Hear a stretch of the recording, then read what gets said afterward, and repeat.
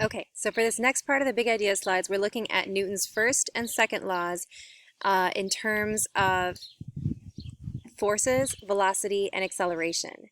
And then we're going to look at how to graph all this stuff.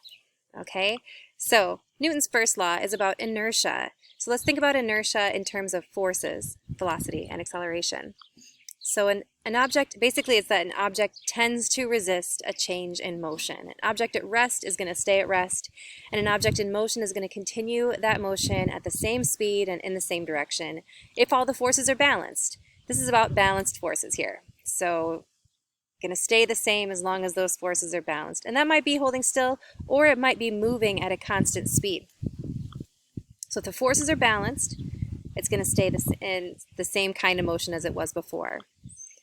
If the velocity is zero, it's going to remain zero. Or if it's not equal to zero, it's going to stay that same velocity if those objects' forces are balanced. And in terms of acceleration, an object is going to accelerate only when the forces acting on it are unbalanced. And acceleration only happens with unbalanced forces. Balanced forces are going to maintain a constant velocity, whether that's 0 meters per second or 100 meters per second. If the forces are balanced, inertia is going to keep it going at that same speed in the same direction indefinitely. Okay? Now we know on the planet Earth there's almost always gravity and there's almost always friction or air resistance, and that's what slows things down in real life. But think about skating on ice, right? Then you have no friction. That's an example where that inertia is going to keep you going forward as long as possible. Okay, or another thing to think about with that is like wheels try to minimize the amount of friction going on. So that's another way where inertia is we're gonna have as much inertia as possible. And I want to say also, inertia is not a force. We didn't get a chance to talk about momentum, but that would be kind of the missing piece to make this all make sense intuitively, right?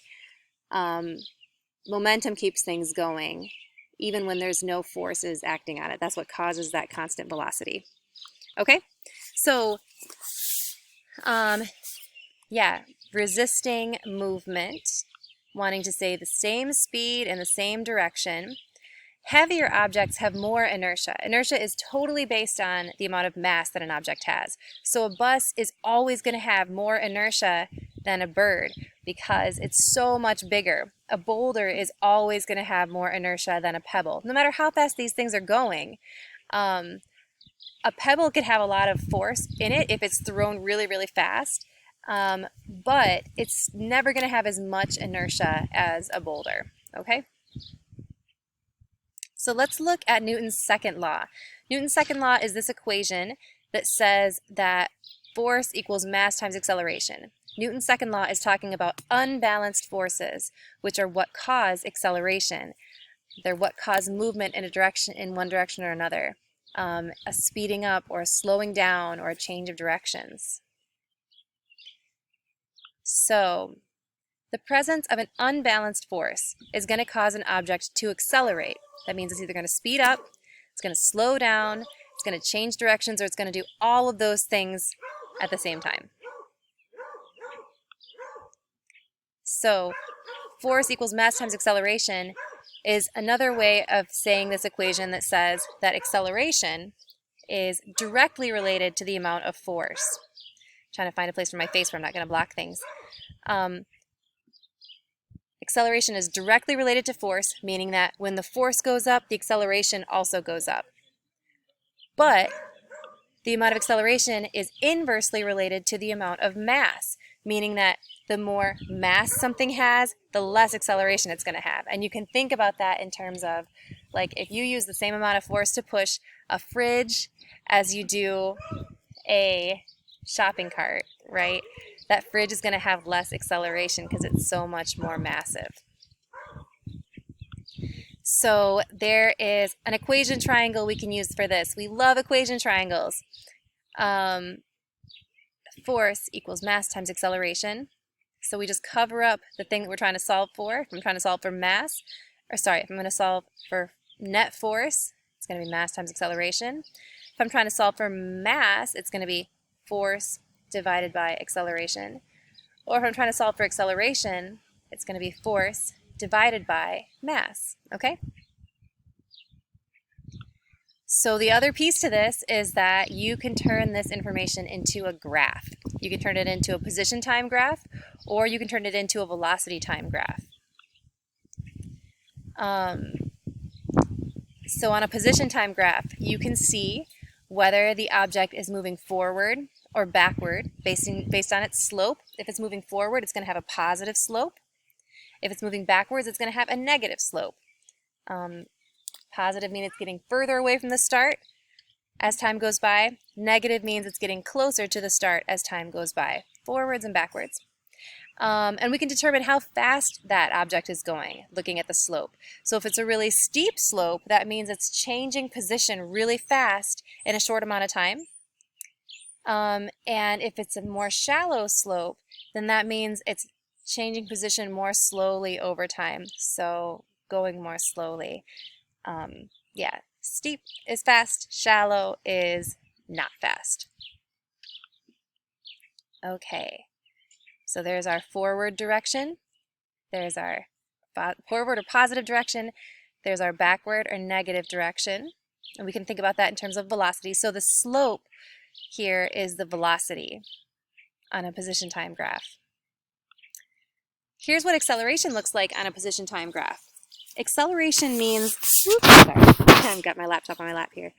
Acceleration means that the amount of distance covered gets greater over time. So it starts off where it's not covering very much distance as these seconds are ticking by, but each second it goes a little bit farther and a little bit farther and a little bit farther, meaning it's speeding up over time. So this should look like your cart on an incline lab, where each second that cart got a little bit farther down the track than it did the second before. Thinking about it in terms of individual seconds, right? This is a deceleration. Actually, no, this is not a deceleration. This is an acceleration in the backwards direction. So this is where you're starting here. And again, if you look at this, not changing position very much at first as time is going by.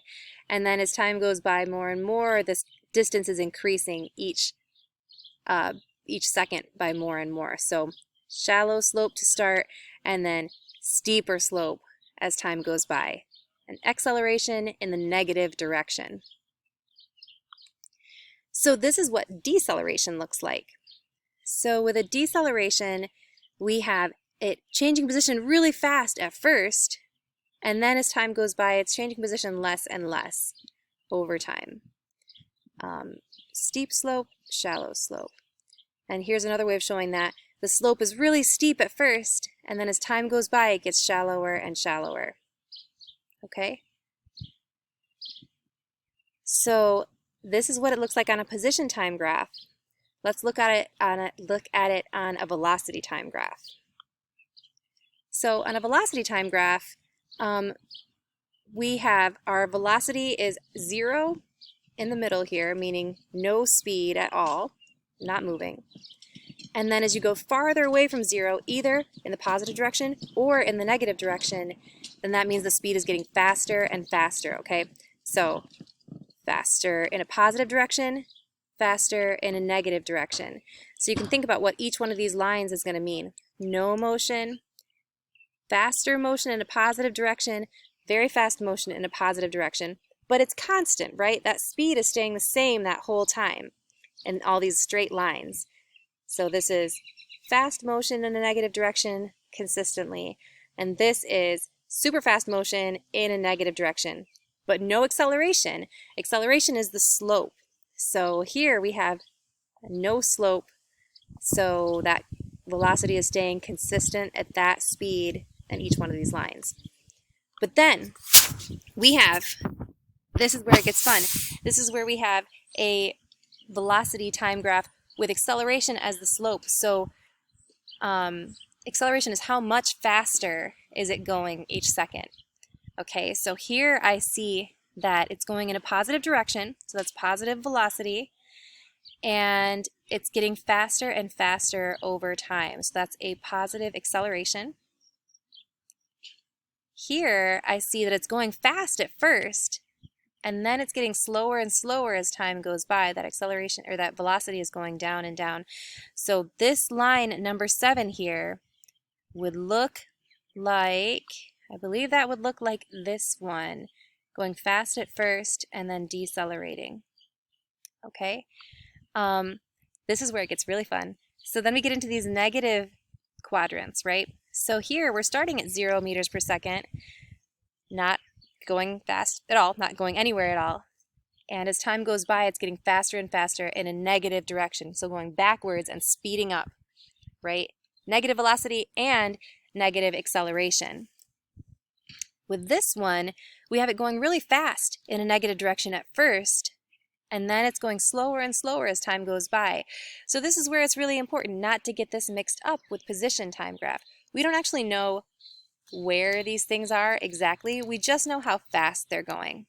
So this one is starting off really fast, and it's getting slower and slower as time goes by, getting closer and closer to 0 meters per second. Okay? That's that. That's physics. You guys got this. Please sign up for office hours if you need some help on anything at all, past assignments, tests, whatever. It's good for me to know what you guys need help with. It makes me a better teacher, and it makes you guys better students too. So let me know what you need help with, and good luck on this final exam. You guys got this.